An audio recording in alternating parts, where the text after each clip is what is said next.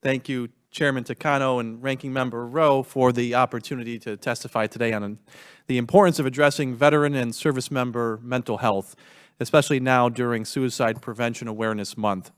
I'd also like to thank the committee for their continued efforts to address veteran suicide this Congress. I know our committee receives many requests, and your consideration is greatly appreciated. We continue to witness a mental health crisis in the veteran community.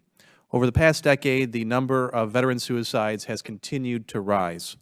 While the VA has done a better job of increasing awareness about veteran mental health and suicide, it is clear we must do more to make sure every American who has worn the uniform has access to mental health resources he or she needs. For this reason, I introduced H.R. 2629, the Care and Readiness Enhancement for Reservists, or CARE Act. This bipartisan legislation would expand eligibility for mental health services at VA to include members of the reserve components of the armed forces. Members of the Guard and Reserve face a unique challenge in getting access to quality mental health care. National Guard members experience long periods of time between unit activities, and they often live great distances from resources that are often concentrated on military installations. At the same time, the United States has never relied more on its National Guard and Reserve forces. Since 9/11, the National Guard has supported more than 850,000 overseas deployments in Iraq, Afghanistan, and Kuwait, among other locations. During state emergencies, the Guard are the first military responders helping to facilitate a unified and speedy response.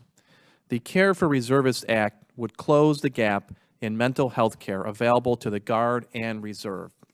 Currently, members of the Guard and Reserve undergo annual health assessments to identify issues that could impact their ability to deploy, but any follow-up care is typically pursued at their own expense. We continue to see many of our service members, active, Guard, and Reserve, return home struggling with PTSD and other mental health conditions after their deployments. According to the Department of Defense, the National Guard has the highest suicide rate of any other component of the armed forces. The VA is uniquely positioned in terms of its mission and infrastructure to help meet this gap in mental and behavioral health for members of the National Guard and Reserves. The VA, through its vet centers and health clinics around the country, can play a vital role in the provision of mental and health care for our Guard members and reservists.